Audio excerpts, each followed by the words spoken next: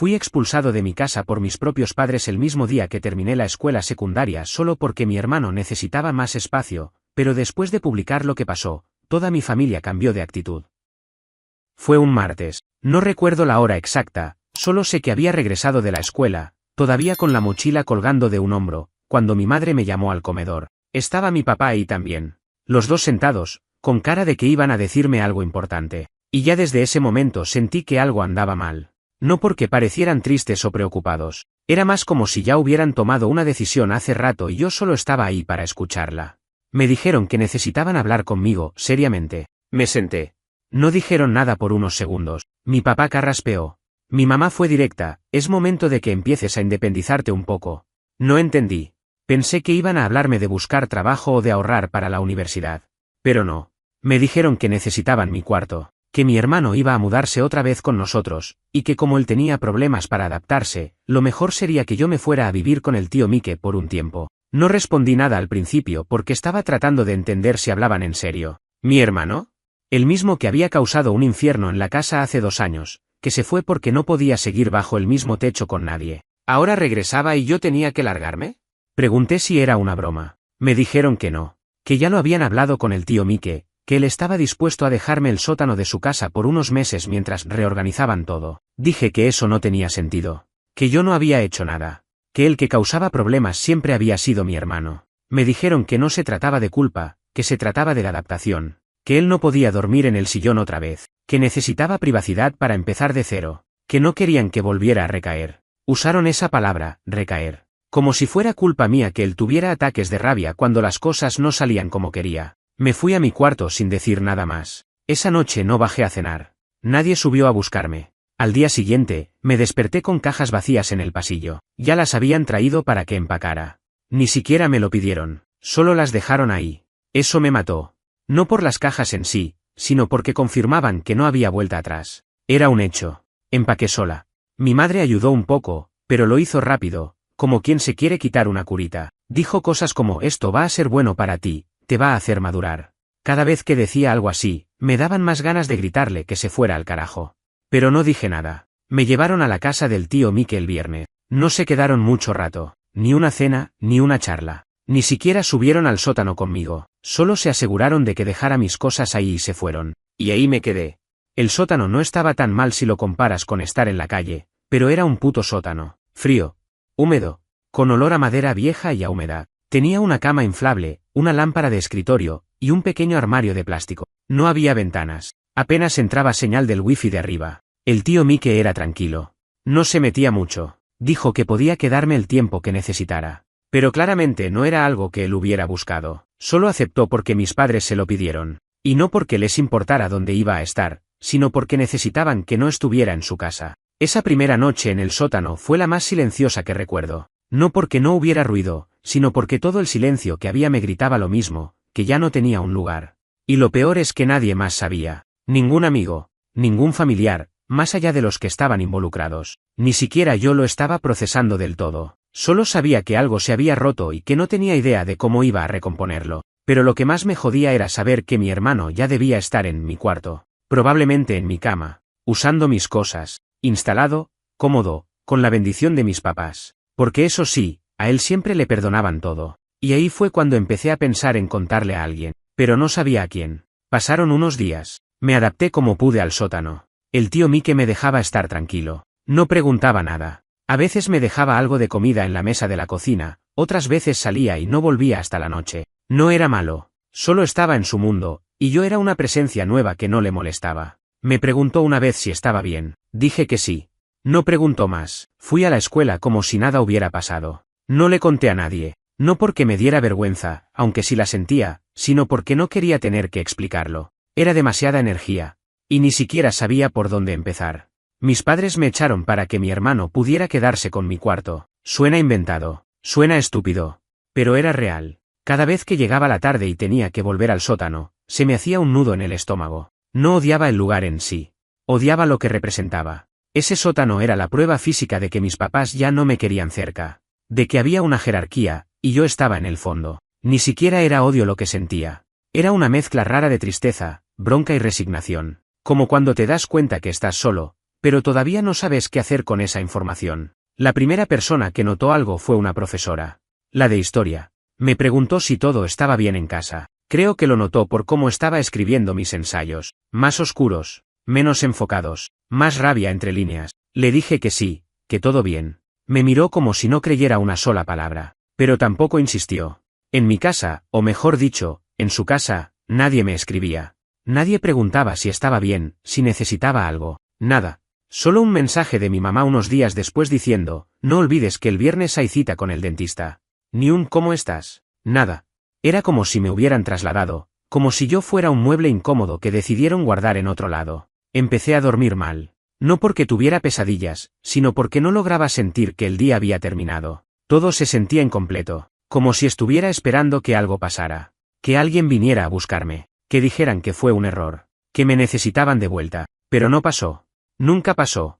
Un día, después de una semana, me agarró el bajón fuerte. Estaba sentado en el suelo, con el celular en la mano, y empecé a escribir lo que me estaba pasando. No en redes, no todavía. Solo lo escribí en las notas del teléfono, como si le estuviera hablando a alguien, aunque no tuviera a nadie. Y cuando terminé, lo volví a leer. Me dio asco, porque sonaba a súplica. Y no quería suplicar. Entonces borré todo, pero quedó algo adentro, algo que no sabía cómo sacar. Y ahí fue cuando se me cruzó la idea de contarlo en Reddit. No para buscar lástima, no para que nadie me dijera qué fuerte lo tuyo. Solo para sacarlo del pecho, para ponerlo afuera. Y si alguien lo leía, bien. Si no, también. Escribí el post una noche, con la espalda apoyada contra la pared del sótano. Todo lo que había pasado. Desde la charla con mis papás, el cuarto que ya no era mío, la mudanza forzada, la indiferencia, sin adornos, sin drama. Solo los hechos, como si fuera un parte policial. Le puse un título fuerte, porque sabía que eso hacía que la gente leyera. Algo como me echaron para darle mi cuarto a mi hermano. No recuerdo la frase exacta, pero era algo así. Crudo. Verdadero. Lo subí. Cerré el celular. Me dormí con esa sensación rara de haber tirado una piedra a un lago, sin saber si iba a haber olas. Y al día siguiente, cuando abrí el celular, tenía decenas de notificaciones, comentarios, mensajes, gente contando cosas parecidas, gente diciéndome que no estaba loco, que lo que me habían hecho era una mierda, que no era normal. Ahí me quebré. No porque necesitara que me lo dijeran, sino porque por primera vez alguien lo veía, alguien escuchaba. Entre los mensajes había uno que me pegó especialmente. Era de una chica que había pasado por algo parecido. Sus padres la echaron porque su hermana necesitaba una etapa de sanación después de un aborto. Ella vivió en el coche de un amigo por meses. Me dijo que hoy tenía su vida armada y que esa época la marcó, pero no la definió. No estás solo, me escribió. Aunque así se sienta, le respondí. Intercambiamos algunos mensajes. Fue raro. No la conocía, pero sentía que ella me entendía más que toda mi familia junta. Pero el post también llegó a otras personas, a familiares. El primero en escribirme fue un primo que vivía en Oregón. Me preguntó si era verdad. Le dije que sí. Me dijo que no entendía nada, que pensaba que mis papás eran buena gente. Me dieron ganas de reírme. Sí, buena gente, mientras no les molestes el plan. Después fue una tía. Me dijo que había visto el post porque alguien lo compartió en Facebook, que mis padres estaban furiosos, que decían que yo estaba inventando todo para llamar la atención, que los estaba dejando mal frente a la familia, y ahí supe que había tocado algo. No me dolió que se enojaran, me dolió que todavía no entendieran nada, que siguieran creyendo que esto era un capricho, pero también supe que no había vuelta atrás. Después de ese primer post, el silencio cambió de forma. Antes era un vacío sordo, después se volvió ruido. Pero no un ruido que ayudara, sino uno que desgasta. Comentarios, mensajes, opiniones que llegaban desde todos lados, gente del pasado apareciendo, primos que hacía años no me hablaban, excompañeros del colegio, una exnovia que me dejó en segundo año y ahora decía que siempre supo que algo raro había en mi familia. Todos querían opinar, todos tenían algo que decir. Y yo no tenía ganas de escuchar a nadie. Lo único que me interesaba era que mis padres habían visto el post, porque aunque no me lo dijeron directamente, me enteré por mi tía, que me mandó un mensaje larguísimo diciendo que estaba decepcionada, que lavar los trapos sucios en público no era la forma, que mi mamá había llorado, que mi papá había gritado tanto que los vecinos casi llaman a la policía. Y no sentí nada. No sentí culpa, ni satisfacción, solo, nada. Pero sí me sentí raro cuando mi madre me escribió por WhatsApp. Primer mensaje en más de una semana. No fue para preguntar cómo estaba. No fue para saber si necesitaba algo. Fue un borra esa mierda que subiste. Así. Palabras textuales. No respondí.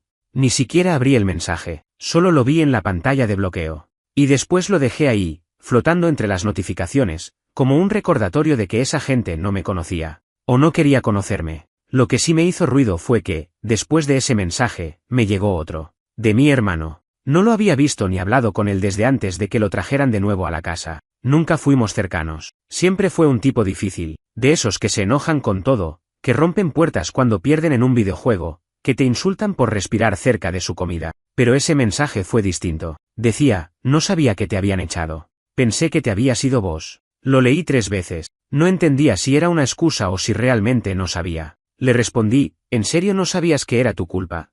Me dejó en visto. Esa noche no dormí. No por el mensaje, sino porque empecé a pensar en todo lo que había dejado pasar. En todas las veces que mis viejos eligieron a mi hermano. Desde que éramos chicos. Cuando él rompía algo, yo lo arreglaba. Cuando él gritaba, yo me callaba. Cuando él tenía un problema, yo desaparecía para no molestar. Era como si la casa estuviera diseñada para él, y yo solo estaba ahí ocupando espacio. Y cuando ya no hubo más espacio, me sacaron. Al día siguiente, el tío Mike me preguntó si todo estaba bien. Creo que vio mi cara. O que notó que estaba más callado que de costumbre. Le dije que sí. Me miró un segundo más, después volvió a su café. No insistió.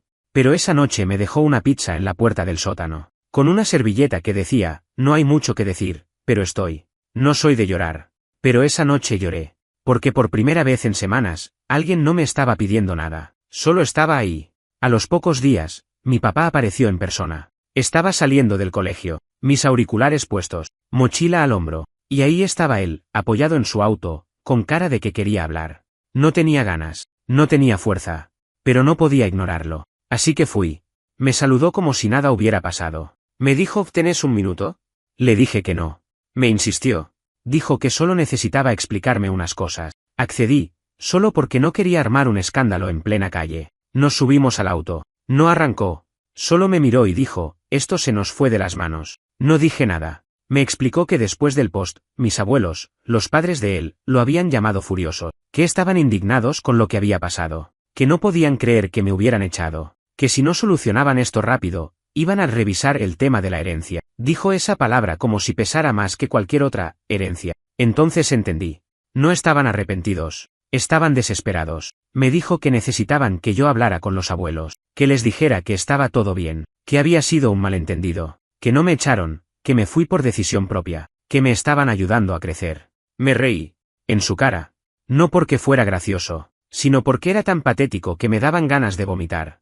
Le dije que no iba a mentir para que ellos pudieran seguir limpiando su imagen, que ya era tarde, que no quería volver, ni hablar, ni explicar nada más, que se arreglaran solos. Me dijo que estaba siendo egoísta, que no entendía el daño que había causado, que su trabajo estaba en riesgo, que mi madre no podía salir sin que alguien le preguntara por mí. Y ahí le dije lo único que sentía, bienvenidos a mi mundo, el de no ser importante hasta que les conviene. Abrí la puerta y me fui. No miré atrás, no quise ver si me seguía, no me importó. Cuando llegué a lo de mi tío, no dije nada. Me encerré en el sótano, me saqué la mochila, me tiré en la cama inflable, y por primera vez, sentí algo parecido a alivio, porque esa charla, por más inútil que haya sido, me dejó claro que no era yo el que estaba roto, eran ellos. Después de esa conversación con mi papá, las cosas se calmaron un poco. No porque hubiera cambiado algo en mi vida, sino porque ellos dejaron de insistir. Supongo que se dieron cuenta de que no iba a ceder. O quizás estaban demasiado ocupados intentando reparar su imagen con el resto de la familia. No sé, no me importa. Lo que sí me empezó a pasar fue otra cosa. Empecé a notar el vacío. No el de estar solo. Ese ya lo tenía desde hace tiempo. Me refiero a ese tipo de vacío que se queda cuando te das cuenta de que nunca tuviste nada real con las personas que se suponía que debían ser tu base. Como si todos esos años en esa casa hubieran sido una especie de teatro. Una rutina. Una mentira sostenida con cinta. Y ahora que ya no estaba ahí, no quedaba nada. Ni un lazo, ni un recuerdo que valiera. Nada que me hiciera decir, bueno, al menos tuvimos esto. Porque incluso los momentos que antes creía buenos, cuando los miraba de nuevo, estaban manchados. Siempre había un pero. Un gesto que no vi. Una mirada que ignoré. Era como revisar fotos viejas y notar, por primera vez, que nunca aparecías en el centro. Ahí empecé a escribir más. No en Reddit, no todavía. Solo para mí. Historias cortas, ideas sueltas, frases. Era como una forma de juntar los pedazos, porque si no escribía, sentía que me iba a pudrir por dentro. El tío Mike empezó a notarlo. Una tarde, Me preguntó si quería una mesa para escribir, porque me veía siempre con la notebook en la cama o en el suelo. Le dije que no hacía falta. Al día siguiente, había una mesa vieja instalada al lado de la cama. No dijo nada, solo la dejó ahí. Eso me marcó más que cualquier discurso bonito que podrían haberme dado mis padres, porque no se trataba de grandes gestos, era ver, actuar, y ya. Sin ruido. Unos días después, recibí un mensaje inesperado. Era de mi hermano. Otra vez. Me puso, ahora entiendo por qué te fuiste. Solo eso. Ni una disculpa. Ni una pregunta. Solo esa frase. Y algo en mí quiso responderle con odio, pero al mismo tiempo me dio lástima, porque por primera vez sonaba humano. No como cuando gritaba o rompía cosas, sino como alguien que, por un segundo, entendía algo más allá de sí mismo. Le respondí, no me fui. Me echaron. Me contestó, lo sé. Y después no hablamos más. No sé qué esperaba. Tal vez nada. Pero por primera vez, sentí que tal vez él también había sido usado. Que quizás, para mis padres, él era el proyecto a arreglar. El que había que salvar. Y yo solo era el que estorbaba. Eso no lo justifica. Pero explica muchas cosas. Pasaron 2 semanas desde la última vez que mis papás me buscaron. Empecé a pensar que habían desistido. Hasta que un día, volviendo del supermercado con el tío Mike, vimos un auto estacionado en la puerta. Era el de mi mamá. Estaba en el asiento del conductor. Cuando me vio, bajó del auto. Caminó hacia mí como si no supiera bien qué decir. Me quedé quieto. El tío Mike se quedó atrás, en silencio, mirando de lejos. Mi mamá me dijo que quería hablar. Que si podíamos hacerlo adentro. Le dije que no. Que si tenía algo que decir, lo dijera ahí. En la vereda. Dijo que lo sentía. Que todo se les fue de las manos. Que pensaban que estaban haciendo lo mejor para todos. Que no querían perderme. Que me amaban. Y yo la miré como si hablara en otro idioma. Porque esas palabras, dichas así, tan tarde, no significaban nada. Porque el amor no se prueba con palabras, se prueba con lo que uno hace cuando nadie está mirando. Le dije que ya no les creía, que no necesitaba que me amaran, que lo único que necesitaba era que me dejaran en paz. Me preguntó si al menos podía ver cómo estaba. Le dije que estaba mejor sin ellos. Se quedó callada. Me miró como si yo fuera otra persona. Supongo que no se esperaba encontrarme así, firme, cortante, sin ganas de reconciliación. Me dijo que los abuelos estaban presionándolo, que si no arreglaban las cosas conmigo, iban a tomar medidas. Otra vez con la herencia, siempre eso. El dinero como combustible de todo. Me reí. Le dije que se quedara con todo. Que si para que me aceptaran tenía que valer plata, entonces no me interesaba nada de lo que ofrecían. Volvió al auto sin decir más. Manejó lento, como si esperara que la detuviera. No lo hice. Esa noche, cuando le conté al tío Mike, me dijo que si estaba seguro, podía hablar con un abogado amigo, que había formas de que él me ayudara a quedarme legalmente con él hasta que cumpliera los 18. Le dije que sí, que quería eso, porque por primera vez en mucho tiempo, tenía algo que parecía estabilidad. Y no pensaba soltarlo. Lo que no sabía era que el post que había escrito seguía creciendo. Alguien lo había compartido en Twitter, después en TikTok.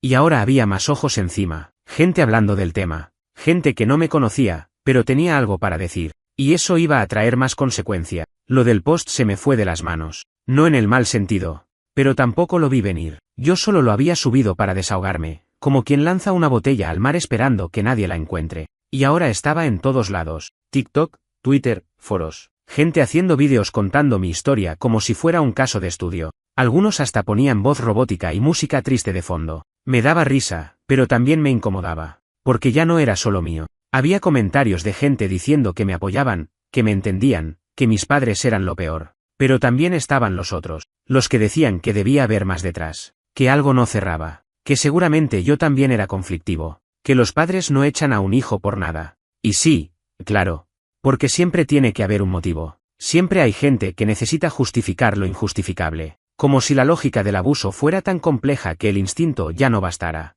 Como si hiciera falta una lista de pruebas para demostrar que lo que me habían hecho estaba mal. Al principio respondí a algunos comentarios, agradecí a los que me apoyaban, ignoré a los otros, pero después me cansé. No quería que eso se volviera mi personalidad.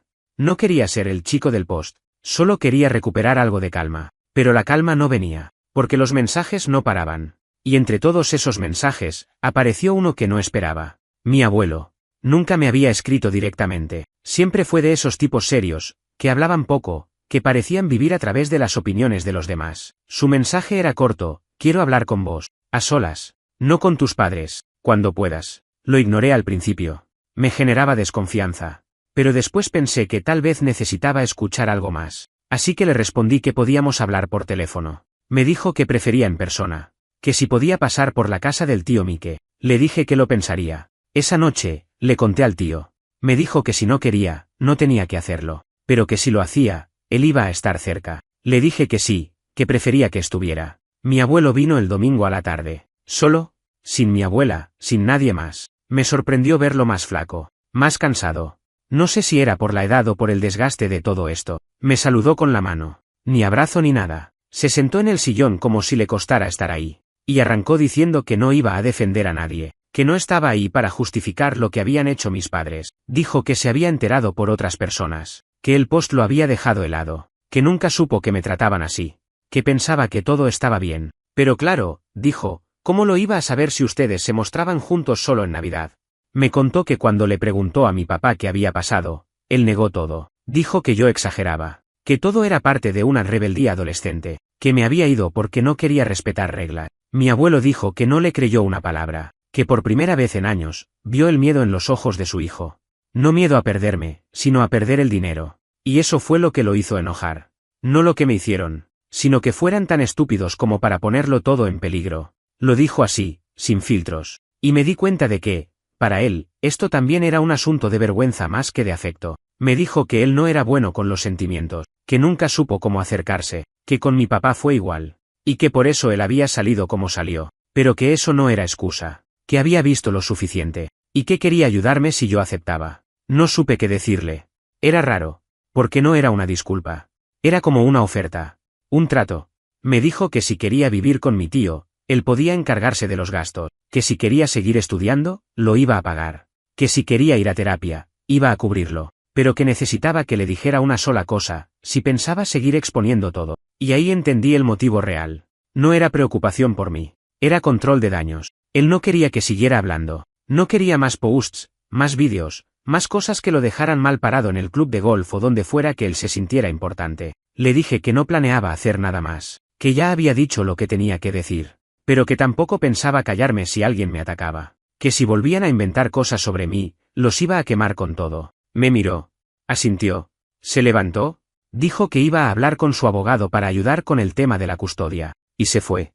El tío Mike me preguntó si estaba bien, le dije que no lo sabía, porque una cosa era tener claro que no querías volver, otra era darte cuenta de que ni los que parecían mejores estaban ahí por vos, estaban ahí para salvar lo suyo. Me metí en el sótano, cerré la puerta, abrí la computadora, y escribí esto, no para subirlo, solo para tenerlo, porque necesitaba ponerlo en algún lado, como si eso me ayudara a entender algo. Pero lo que no sabía era que lo peor no era que mis padres me echaran. Lo peor era que todos los que estaban apareciendo ahora, tíos, primos, abuelos, conocidos, todos sabían, en el fondo, que yo siempre fui el que sobraba. Y lo dejaron pasar. Una semana después de que vino mi abuelo, el tío Mike me dijo que el abogado ya había iniciado el trámite para la custodia. Me preguntó si quería ir a alguna de las reuniones. Le dije que no.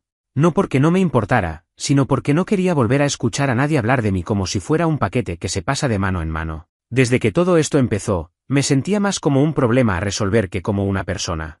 Y ya me estaba hartando. Lo único que me mantuvo medianamente cuerdo en esos días fue escribir. No porque tuviera algo específico para decir, sino porque necesitaba un espacio donde todo no fuera control, gritos o falsas disculpas. Escribir me daba eso. Un lugar donde podía soltar lo que sentía sin tener que soportar que alguien me dijera estás exagerando o eso no fue así. Y también fue la época en que volví a hablar con ella. Mi hermana. Sí, tengo una hermana. Mayor.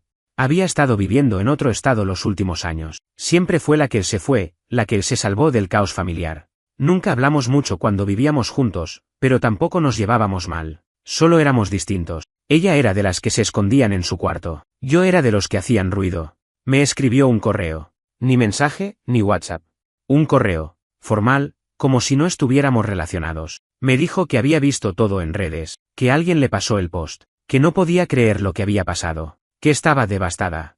Esa palabra me hizo ruido. Devastada. Como si acabara de descubrir que sus padres eran otra cosa. Pero ella sabía. Siempre lo supo. Solo que no quería meterse. Igual, me decía que estaba de mi lado. Que si necesitaba algo, podía contar con ella. Que podía irme a vivir con ella si todo se complicaba. Vivía en Denver, con su pareja. Me dijo que tenían espacio. Me lo ofreció como si fuera algo simple, como si todo pudiera resolverse con un cambio de ciudad. No le respondí de inmediato. Leí su correo varias veces, tratando de decidir si me daba esperanza o más bronca, porque todo sonaba lindo, pero me preguntaba por qué no había dicho nada antes, por qué no apareció cuando me echaron, por qué nadie de los buenos de la familia se asomó a tiempo. Y sí, y ya sé. No es su responsabilidad. Pero duele igual. Le respondí 3 días después. Le dije que estaba bien por ahora, que agradecía el gesto, que si en algún momento todo se iba al carajo, lo iba a tener en cuenta. Me respondió con un cuando quieras, acá estamos. Y quedó ahí. Ese mismo día, mis padres volvieron a contactarme. Primero fue un correo de mi mamá, larguísimo. Un muro de texto donde hablaba de todo, de cómo me extrañaban, de cómo estaban dispuestos a empezar de nuevo, de cómo no sabían que me estaba sintiendo tan mal, de cómo no había sido su intención hacerme daño. Lo leí entero. Y me quedé en silencio después, porque si bien había cosas que sonaban reales, también había otras que eran una mierda de manipulación emocional. Como cuando decía todo lo que hicimos fue pensando en tu hermano, porque él no tiene tus herramientas emocionales, como si eso fuera excusa para desarmarme a mí. Y después venía la parte más enferma del mensaje: volvé a casa, podemos repartir los espacios, podemos hacer que funcione, ya hablamos con tu hermano, está dispuesto a buscar otro lugar si eso te hace sentir mejor. Después de todo, ahora estaban dispuestos a negociar. Respondí con una sola línea: no me interesa volver. A la hora, mi celular sonó. Era mi papá. No atendí. Mandó un mensaje: te estás cerrando a la única familia que tenés. Ahí sí me reí. Porque no tenían ni idea de lo que era familia. Familia no te echa. Familia no te reemplaza. Familia no se acuerda de que existís solo cuando la herencia está en juego. Familia no es eso. Y si eso era lo único que tenía, entonces prefería no tener nada. El abogado del tío me escribió esa semana. Me pidió que firmara unos papeles para avanzar con la tutela temporal. Dijo que eso nos iba a dar tiempo para preparar algo más permanente si mis padres no cooperaban. Fui a la oficina. Firmé todo sin leer demasiado. Confiaba en el tío. Era la única persona que no me había mentido desde el día 1. Cuando salí de ahí, me senté en un banco frente al juzgado y me quedé mirando a la gente pasar. Me sentí raro. Como si por fin estuviera cerrando algo. No sé si era libertad. Pero era algo cercano. Algo que parecía más mío. Al volver al sótano, encontré una caja sobre la cama. Era de parte del tío Mike. Tenía una lámpara nueva, unos libros, y una carta. Decía: no es mucho, pero pensé que te haría bien tener algo tuyo. Me largué a llorar otra vez. Y esta vez no fue por tristeza. Fue porque alguien pensó en mí sin que yo tuviera que pedirlo. Sin condición. Sin esperar nada a cambio. Y ahí me prometí una cosa: nunca más iba a dejar que me hicieran sentir como un estorbo. Aunque todavía quedaba mierda por resolver, supe que ya no estaba en el mismo lugar. Después de firmar los papeles con el abogado, el tío Mike me dijo que, legalmente, ya estaba casi hecho. Que con eso él podía actuar como mi tutor hasta que se definiera todo. Y que si mis padres intentaban mover un dedo en contra, el juez no lo iba a permitir sin pasar por encima de mi decisión. Eso me dio un poco de paz. No fue una celebración. No hubo brindis ni nada. Solo un silencio más tranquilo. De esos que no pesan. Pero como todo en esta historia, nada podía quedarse quieto mucho tiempo. Una tarde, mientras volvía de clases, mi hermano me llamó. Lo ignoré. Al minuto, otro mensaje. Esta vez escrito: me voy. No aguanto más acá. Quería que lo supieras. Y eso me dejó congelado. Porque, por más que él fuera parte del quilombo, no esperaba eso. Le respondí con una sola palabra: ¿dónde? Me dijo que no sabía. Que estaba viendo con un amigo. Que probablemente se fuera del estado. Que ya no aguantaba vivir con ellos. Que todo estaba podrido. Le pregunté si tenía algo que ver conmigo. Si lo estaban presionando por todo lo que pasó.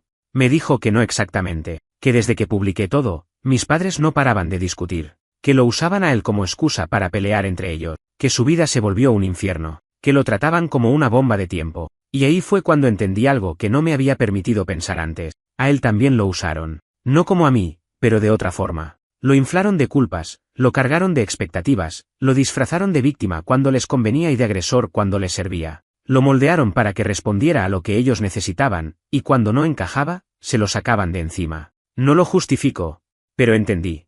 Me dijo que quería arreglar las cosas conmigo, que no buscaba que fuéramos hermanos unidos ni nada de eso, solo cerrar bien. Me ofreció vernos en persona. Dudé, pero acepté.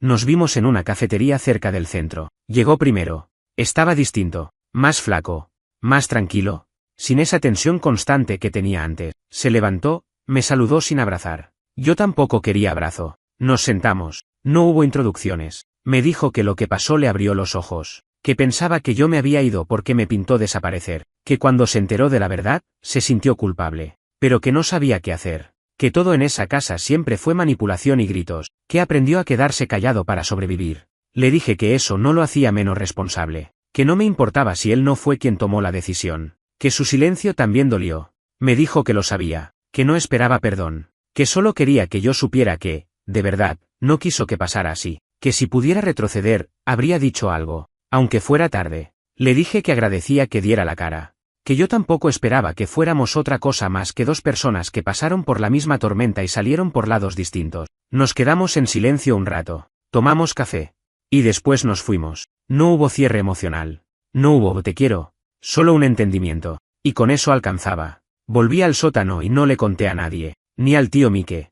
Esa charla era mía. Esa misma semana, el abogado nos dijo que el juez había firmado la tutela temporal, que desde ese momento, oficialmente, vivía con el tío Mike, que mis padres ya no podían tomar decisiones sobre mí, que si querían pelearlo, podían, pero que iba a ser difícil, y muy poco probable que ganaran. No sentí alivio ni emoción, sentí vacío.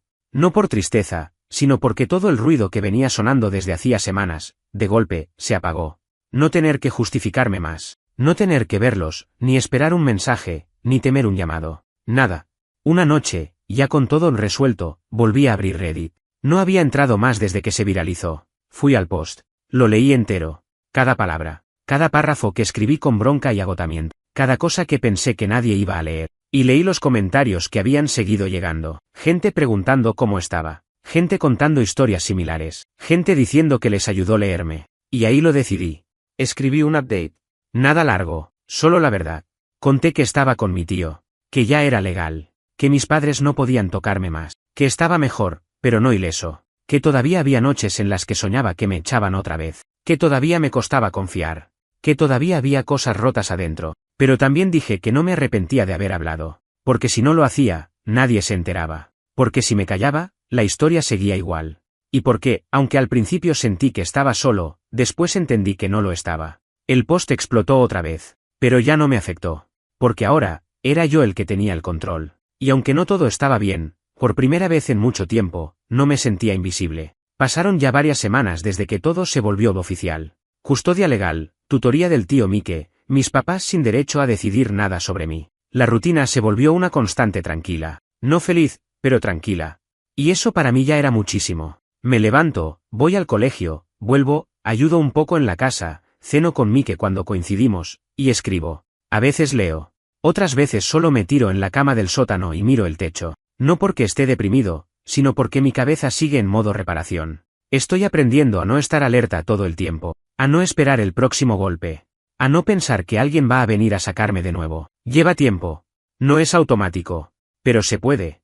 Mis papás no volvieron a escribirme. Ni una palabra desde el último intento de mi viejo por hacerme volver. Supongo que el hecho de haber perdido la tutela, más la presión de los abuelos, más el desastre social en el que se metieron, fue suficiente para que se borraran. No sé si es cobardía, culpa o simplemente conveniencia. Ya no me interesa saber. Mi abuelo, en cambio, siguió apareciendo. No mucho. Un par de mensajes, 2 o 3 transferencias de dinero para cosas que nunca pedí. Silencioso, como siempre fue. Me preguntó una vez si quería visitarlos en Navidad. Le dije que no. No me insistió. Solo dijo cuando quieras. Mi hermana volvió a escribirme también. Esta vez más casual. Mandó fotos del lugar donde vive. Me dijo que si alguna vez quiero mudarme a Denver, su casa tiene una habitación libre. Me habló de su perro, de su pareja, de su trabajo. Me ofreció algo parecido a un hogar. No le respondí con decisión. Le dije que lo pensaría. Por ahora, no quiero irme. Por ahora, esto está bien. Con mi hermano no volví a hablar. Desde esa charla en la cafetería, nada. Sé que se fue de la ciudad. Supe por un primo que está trabajando en un taller en Arizona. Vive con unos amigos. Al parecer está tranquilo. Me alegra por él, aunque no tengo intención de reanudar nada. Quedó lo que quedó. Y así está bien. El tío Mike sigue siendo el tipo más simple y más sólido que conocí en toda mi vida. No habla mucho. No pregunta cosas innecesarias. Pero está. Cada vez que paso por la cocina y veo que dejó panqueques aunque se fue temprano, entiendo el valor de los gestos chicos. Cada vez que pasa por el sótano y me dice ¿necesitas algo?, entiendo lo que es el respeto. El otro día me preguntó si quería hacer algo para mi cumpleaños. No fue una oferta con tono festivo. Fue neutral. casi mecánico, como quien da una opción, sin presión. Le dije que no me sentía con ganas. Me dijo ok, y me preguntó si prefería pizza o hamburguesas esa noche. Elegí pizza. Comimos en silencio. Estuvo bien. Fui a terapia. No porque alguien me lo impusiera, sino porque quise ver qué había dentro que todavía no entendía. Fue raro. No lloré. No me quebré. Solo hablé. Y después de la tercera sesión, la psicóloga me dijo algo que me quedó resonando: tenés mucha claridad para alguien que viene de tanta confusión. Y no sé si era un halago o una advertencia, pero sí sé que esa claridad no vino sola. Me la dio la caída. Me la dio ese momento en que me senté en un sótano frío, con las luces apagadas, sabiendo que nadie venía a buscarme. Me la dio el silencio real. Hace poco abrí una nueva cuenta de Reddit. Empecé a comentar otras historias. A veces me cruzo con relatos parecidos al mío. No me meto. No dejo mensajes tipo yo pasé por lo mismo. No intento figurar. Solo leo. Porque ahora entiendo lo mucho que puede doler que alguien te diga qué hacer cuando no lo pediste. Pero sí, sigo escribiendo. No como catarsis, ahora, sino como forma de quedarme conmigo mismo. Ya no escribo para que otros me vean. Escribo para no perderme en medio del ruido. El sótano ya no se siente como castigo. Se siente como espacio. Como algo propio. Tengo mis libros, mi mesa, mi cama. No es ideal. Pero por primera vez, es mío. A veces me pregunto qué hubiera pasado si no subía ese post. Si me quedaba callado. Si seguía fingiendo que todo estaba bien. Y siempre llego a la misma conclusión: estaría muerto por dentro.